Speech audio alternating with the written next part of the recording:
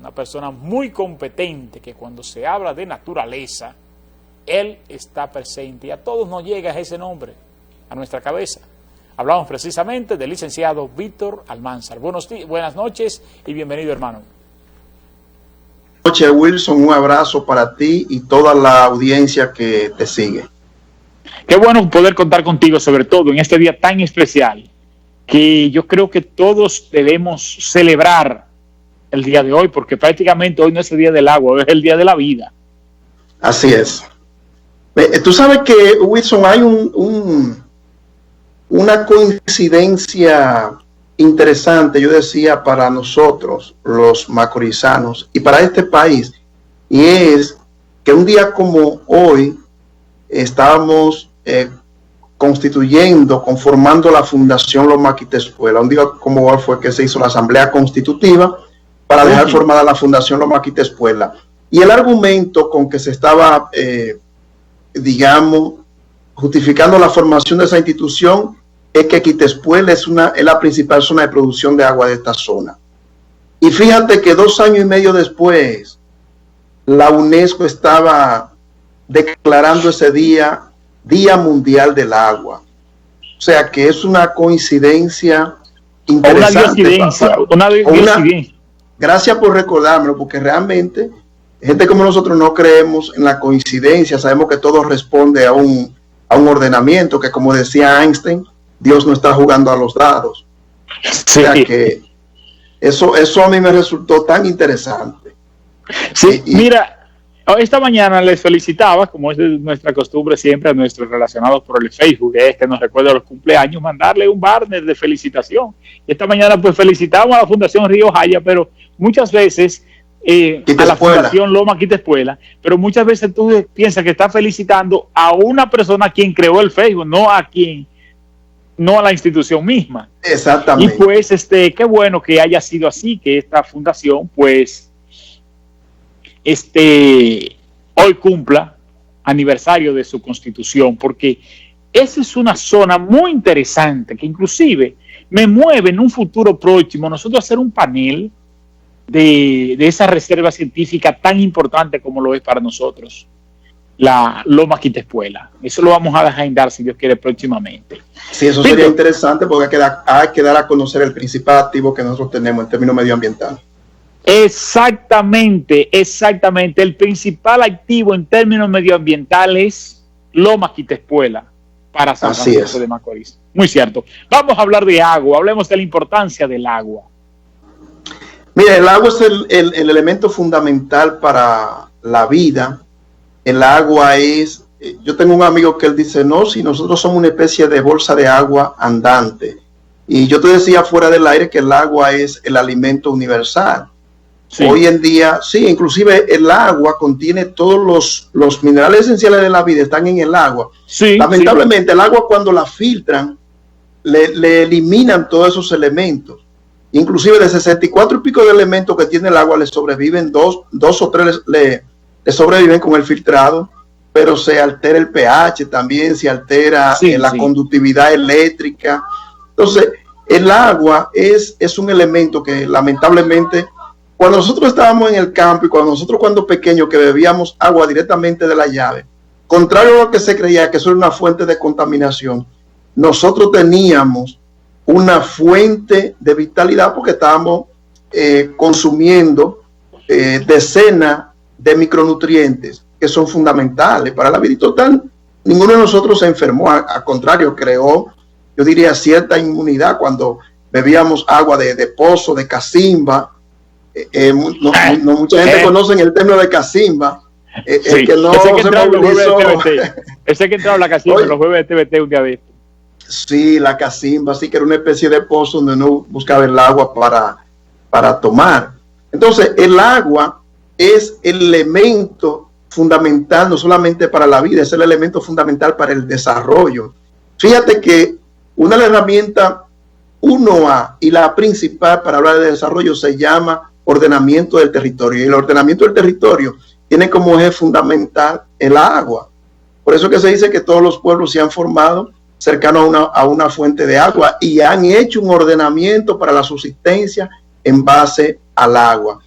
Y es increíble, hoy en día el agua sigue siendo el elemento de más preocupación para la vida, porque la salud depende. Óyeme, el agua tiene que ver con la salud. Sin agua tú no puedes hablar de salud tampoco. Entonces, estamos hablando del elemento esencial del medio ambiente, de la vida, el elemento fundamental para el desarrollo. Fíjate que en los Objetivos de Desarrollo Sostenible, que son 17 que definió la Organización de las Naciones Unidas, quizá 2 de ellos no tienen una vinculación directa con el agua. Indirecta sí la tienen, pero los otros son directamente, o sea, están vinculados con el tema agua. El objetivo número 6 del Objetivo de Desarrollo es precisamente, habla de la disponibilidad de agua en cantidad y calidad.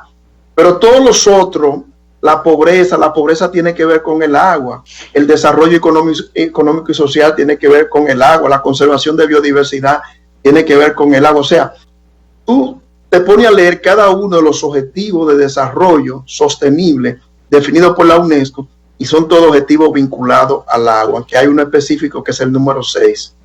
Pero entonces las políticas que se han llevado a cabo para el desarrollo de tan importante bien, entonces no ha sido la respuesta que demandaba, porque, por ejemplo, se habla de la potabilización del agua, el más común, el ósmosis, el sistema ósmosis, que como tú bien has subrayado, si bien es cierto, elimina la bacteria y las sustancias tóxicas que perjudican el organismo, también es cierto que también se eliminan otros elementos minerales, sobre todo muy importantes como es el calcio, el magnesio, el potasio, que intervienen como fuente de energía para el organismo, también se elimina. Entonces, en vez de establecer políticas tendentes a la descontaminación como prevención y no luego a la potabilización, que es a lo que se ha apostado. Sí, ciertamente aquí cuando se habla de agua tiene que hacerse énfasis en lo que es la cantidad y la calidad de agua. Si nosotros empezamos a hablar de la cantidad de agua, nosotros entramos en un terreno crítico, porque la República Dominicana estamos hablando de media isla, y la mayoría de las provincias, con excepción de Bonao, viven en una crisis hídrica. La crisis hídrica se define cuando la disponibilidad de agua está muy cerca o inferior a la demanda. Entonces, la mayoría de las provincias de la República Dominicana viven en crisis hídrica. Te repito que la única provincia que tiene una disponibilidad de agua superior a la demanda es la provincia de Monseñor Noé, porque en Bonao nosotros conocemos que están exactamente de las principales cuencas hidrográficas. Bonao consume apenas un 20% de la disponibilidad de agua que tiene, pero aquí hay provincias que consumen, por ejemplo, como en el caso de La Vega consume casi el 90% de la disponibilidad de agua que tiene. Entonces, uno de los puntos que debemos tratar es la disponibilidad de agua, porque estamos ya en crisis hídrica. Cuando el consumo digamos que la disponibilidad de agua en un país por persona por año debe andar cerca de 1.300 metros cúbicos o a 1.500. Entonces, cuando baja esos números, ya nosotros estamos en crisis hídrica. Entonces, la República Dominicana está viviendo crisis hídrica. Y te repito que hay provincias que la crisis es bárbara. ¿Y esa crisis podría empeorarse en los años futuros o es cíclica? Mira, yo en una conversación que tuve con Gilberto Reynoso, que es un técnico que hizo la investigación para definir precisamente la disponibilidad de agua por provincia y la demanda que hay, no solamente para consumo doméstico, sino para riego y electricidad. Cuando yo conversaba con él, fue un documento una investigación que se hizo en el 2015. Y claro, él hizo una proyección en el 2015 y al 2020. Y él me decía, Víctor, yo me quedé corto, porque la situación realmente ha empeorado. A mí me satisface mucho que Gilberto, el presidente, lo nombró como director ejecutivo del Gabinete de Agua, que creó un gabinete de agua precisamente tratando de buscar respuesta a la problemática del agua que nosotros tenemos, porque aquí nosotros pensamos en el agua y en los fenómenos a veces que se generan. Decía uno de los expositores de una conferencia que hubo hace un momento que nosotros pensamos en las inundaciones, en la gente que muere y en los daños, pero a veces no nos damos cuenta que mueren más personas cuando hay sequía que cuando hay inundaciones. Lo que pasa es que la sequía tiene un mayor impacto, pero como que es un poco lento y gradual, la gente no lo percibe, el impacto en la economía y en la vida humana. Pero estos fenómenos meteorológicos que llegan, que es fruto también de las distorsiones climáticas que nosotros estamos viviendo, que muchas veces en un periodo de una semana te puede caer el volumen de agua que cae en 6 meses antes o en un año.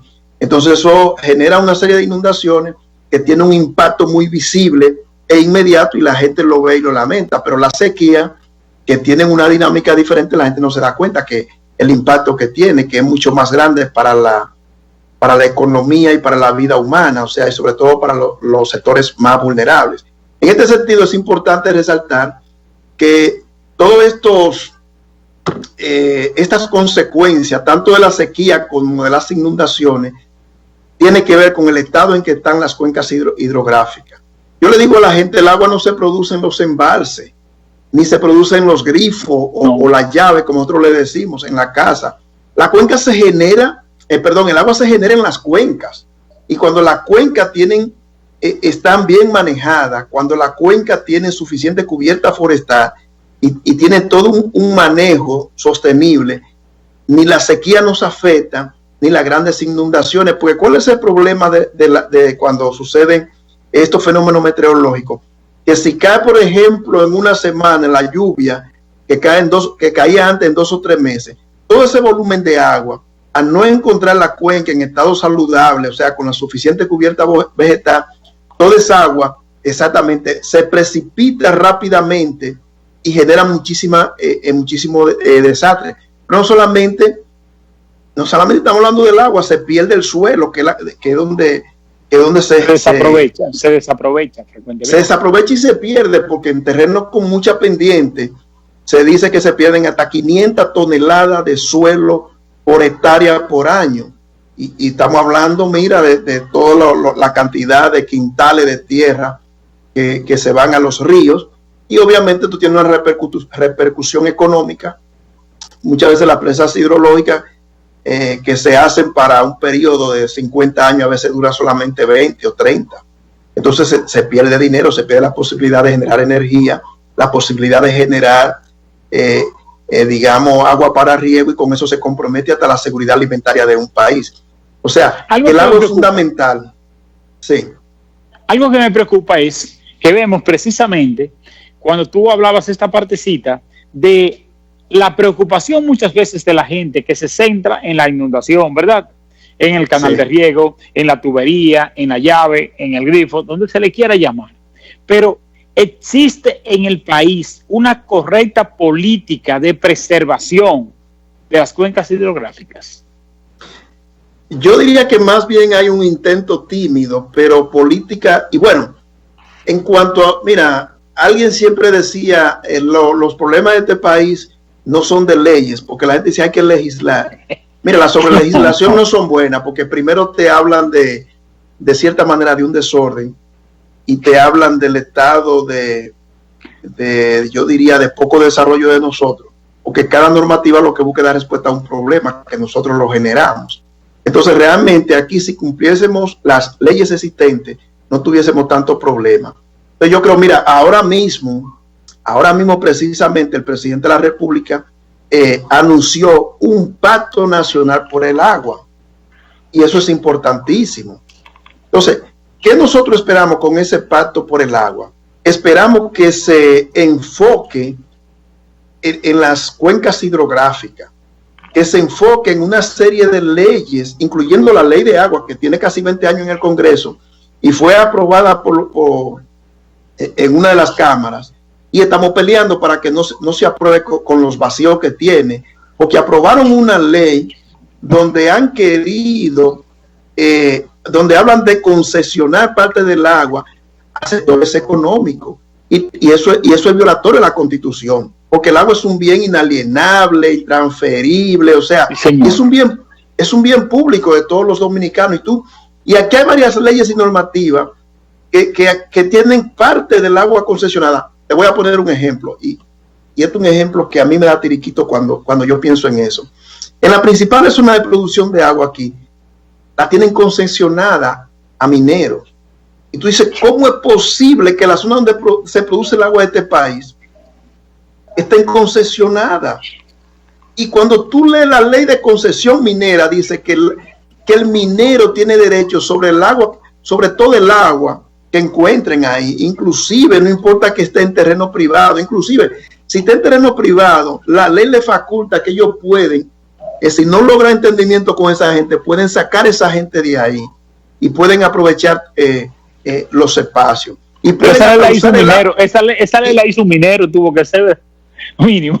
Literalmente, sin omitir una S, como tú lo dijiste, yo he repetido eso y se lo repetí a Luis Carvajal, que teníamos un comentario cuando él terminó la conferencia. Yo, Luis, es que eso lo hizo un minero y ni siquiera guardó las apariencias. Ni siquiera guardó las apariencias, que estoy hablando de la cosa más simple. Inclusive, esa agua la pueden usar como garantía. ¿Cómo es posible que tú uses como garantía algo que no es tuyo? Es un bien común, tuyo, mío y del pueblo dominicano. Entonces yo espero que el pacto del agua que ha anunciado el presidente de la República analice esa situación y que hagan esfuerzo para que esa ley que fue aprobada en una de las cámaras sea revisada, porque esa ley es inclusive contradictoria a lo que plantea la Constitución de la República. Entonces, esperamos también que en esta propuesta del presidente de la República del Pacto del Agua también se haga énfasis en una estructura de gobernanza que ha faltado. Yo he asumido un dicho que yo digo, la garantía de permanencia de los recursos naturales está en la conciencia de los seres humanos, más que en el gobierno, porque los gobiernos no cuentan ni con estructura ni la logística suficiente para garantizar los recursos naturales, porque aquí siempre nos estamos comiendo el Ministerio de Medio Ambiente, pero el Ministerio de Medio Ambiente no puede tener un vigilante en cada espacio donde están nuestros recursos naturales o en cada río. O sea, mientras nosotros estamos hablando, puede haber una gente en la loma tumbando en un lugar donde muchas veces se le hace difícil llegar a un vigilante de los recursos naturales. Entonces, es la conciencia colectiva que puede ayudar a garantizar la permanencia de nuestros recursos naturales. Yo entiendo perfectamente esa parte. Ahora, esa conciencia colectiva no se logra sin una construcción social de conocimientos que nos permita elevar la calidad de nuestras gentes, de nosotros mismos. Porque, vamos a apelar, es cierto, la forma más fácil de mantener la ciudad limpia es cada quien barriendo el frente de su casa. Muy bien. Ahora, vamos a sembrar esa conciencia colectiva para que eso sea así. ¿Quién le está trabajando esa parte? Qué bueno que tú dices eso. Mira, yo puedo hablar de medio ambiente, yo puedo hablar de cualquier problema político, social, económico, ambiental, etcétera. Que yo siempre termino concluyendo. Todo eso no es más que es un simple reflejo de la carencia de educación. Por ejemplo, yo he dicho, recoger basura no es sostenible, porque aquí yo siempre recuerdo una compañera alemana que me decía, en el pueblito donde yo vivo recogen la basura semanal y a veces quincenal. Yo le decía, sí, pero estoy seguro que en tu pueblo no hay basura en la calle. Ah, no. Aquí hay lugares que recogen basura 2 veces al día. Sí. Como por ejemplo en la San Francisco, y al otro día en la mañana el mismo volumen de basura. Entonces, recoger basura no es sostenible. La sostenibilidad de la basura lo dice lo da la educación. Entonces, es nuestro sistema educativo lo que se evidencia en todos los problemas. Si es que a este proceso de alienante de meter información en la cabeza de un ser humano se le puede llamar educación. Porque la verdadera educación es cuando tú creas condiciones para que el ser humano haga aflorar los valores que lleva adentro. Exacto. Y de eso no saben los educadores. Me excusa que quizá en este momento yo formo parte de un equipo de facilitadores de educación en valores humanos, Porque excelente. Yo entiendo que la única garantía de crear una sociedad es formando en valores.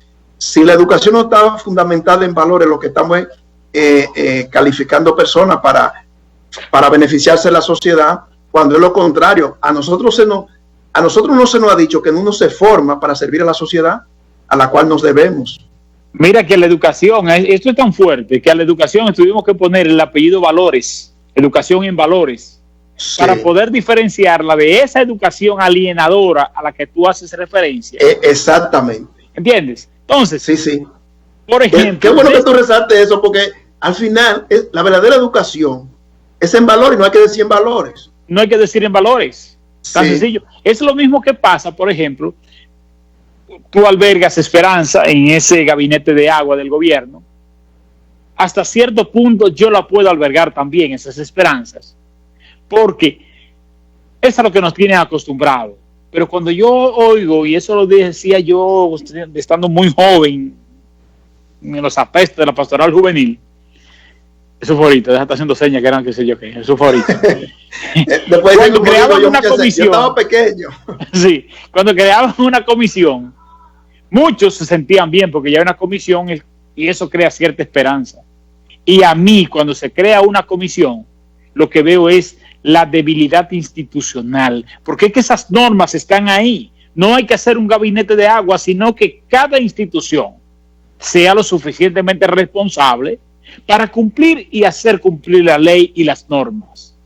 Que nuestro propio sistema entienda, nuestro sistema educativo entienda, que si el agua es el primer elemento del ser humano, que el 70% del peso corporal, el 67% específicamente del peso corporal, es la parte líquida de agua, ¿cómo es posible que el agua esté ausente en la construcción del conocimiento?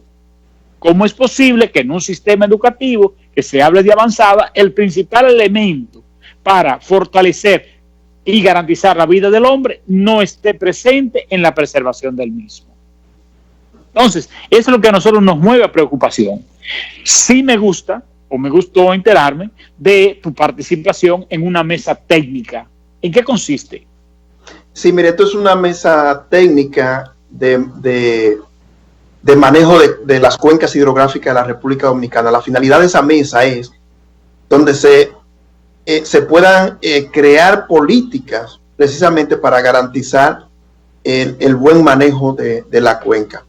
Esto tiene muchas implicaciones porque esto tiene que ver con la parte forestal, tiene que ver con los suelos, tiene que ver con todo lo que se haga sobre la superficie. Y cuando uno habla de cuenca, uno piensa en la parte alta, pero cuando uno habla de cuenca, hay una parte alta, media y baja. O sea, en este momento nosotros estamos en la cuenca vamos a ponerlo así, en la subcuenca Camus, cuenca Yuna, y en la microcuenca Río Jaya. O sea, aquí donde nosotros nos encontramos en la ciudad, porque cuando hablamos de cuenca, repito que la gente se encarama en la loma ya. Sí. La cuenca es todo el territorio nacional, porque va desde las altas montañas donde nace el agua hasta la costa, donde muchas veces desembocan parte de los ríos, los principales ríos. Entonces, en esta mesa trata de definirse políticas y directrices precisamente para un buen manejo de las cuencas hidrográficas, para que realmente nosotros podamos tener el país agua en cantidad y calidad. Entonces, esto es una iniciativa del Ministerio de Medio Ambiente a través del viceministro Fulvio Ureña, que fue quien me asignó para que yo coordinara esa mesa técnica, y estamos en eso. Y esto implica inclusive crear, que ya el ministerio ha empezado en eso, estructura de gobernanza, como son los consejos de cuenca, las autoridades de cuenca y los comités de microcuenca, que son esos grupos que están en las pequeñas cuencas y con lo que hay que trabajar para garantizar que esa cuenca pueda permanecer saludable. Que era lo que yo te decía, cuando uno puede ampliar la conciencia y la sensibilidad en la población que está cercana a estos espacios naturales, pues nosotros podemos garantizar la permanencia de esos recursos. Entonces tenemos tenemos el interés.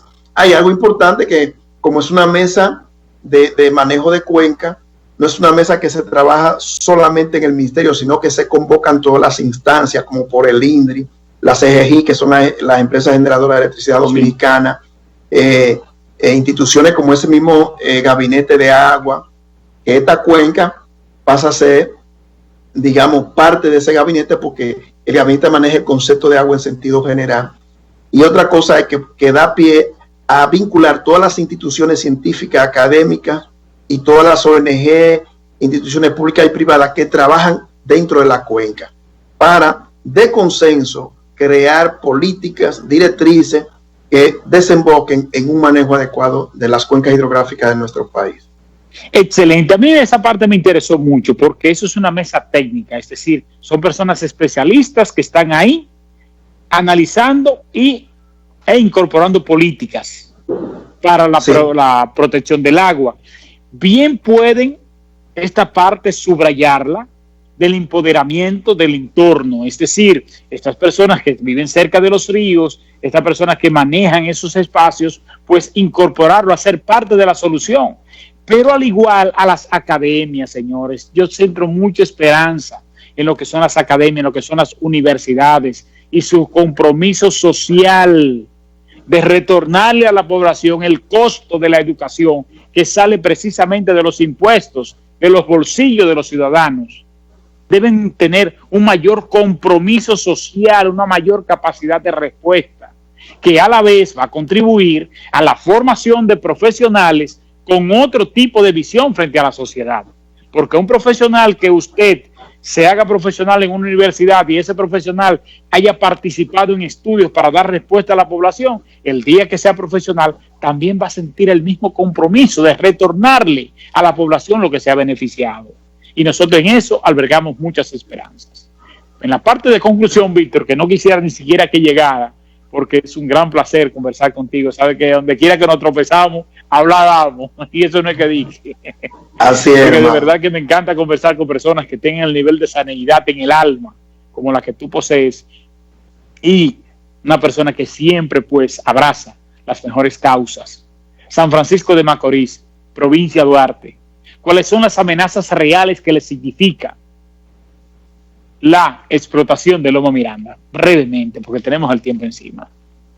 Sí, lo que pasa es que la explotación de Loma Miranda compromete precisamente el agua. Una de las, amén de que Miranda tiene una serie de atributos en términos de biodiversidad, sí, interesantísima, pero el agua es uno de los elementos por los cuales se ha estado hablando de que no es posible tocar a Loma Miranda, que de por sí hay una sentencia de una alta corte donde dice que ahí no se puede hacer ningún tipo de actividad, y eso es una garantía, gracias a Dios, para todos nosotros. Yo digo que nosotros somos los más beneficiados, porque del agua inclusive que se produce en la Loma Miranda, hay aproximadamente 100,000 tareas de tierra que se irrigan y se beneficia de ahí.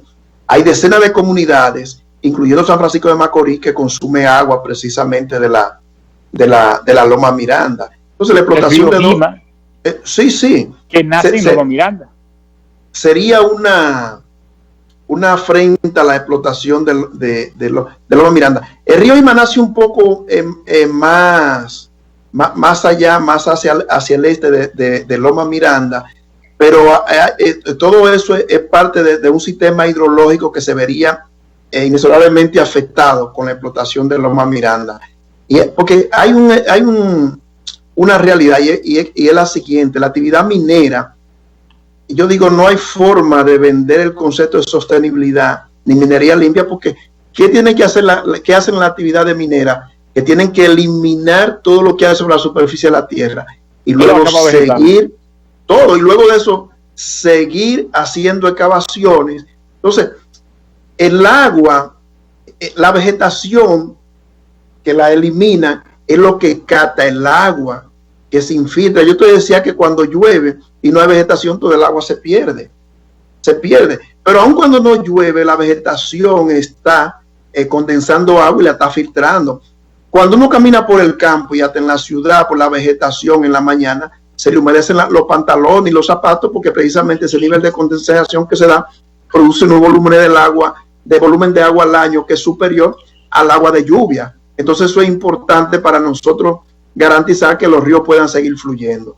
De manera que es necesario nosotros conservar nuestros espacios naturales como garantía de que podamos tener agua. Si no hay agua, no podemos hablar de desarrollo, no podemos hablar de la vida. Y al final, la conservación del agua es un compromiso ético y moral, y es una garantía de que nosotros podamos hablar de patria. Excelente, Víctor. Gracias del alma por habernos acompañado. Tu presencia pues legitima la calidad para hablar de este tema, porque no creo que existan muchos habitantes de esta tierra, sobre todo de este país, que dominen tan bien esta parte como tú lo haces. Gracias del alma por habernos acompañado. Que tenga una buena noche junto a tu familia. Gracias, abrazo, hermano. Tuvimos un placer. Estuvimos conversando con Víctor Almanzar. Hablábamos precisamente de hoy, el Día del Agua, que para mí no es Día Mundial del Agua, sino Día Mundial de la Vida. Y es responsabilidad nuestra la preservación de todas esas cuencas hidrográficas y darle un mayor valor a este preciado bien que todos tenemos, el agua. Buenas noches. Las cosas como son. Wilson Gómez, en una hora, analiza el impacto político, económico y social de las noticias que simplemente escuchaste. La delincuencia es una industria en la República Dominicana. Y esa industria beneficia a los que están llamados a perseguirla. Las cosas como son. De lunes a viernes de 9 a 10 de la noche por el canal 8 de Telenor. Las cosas como son.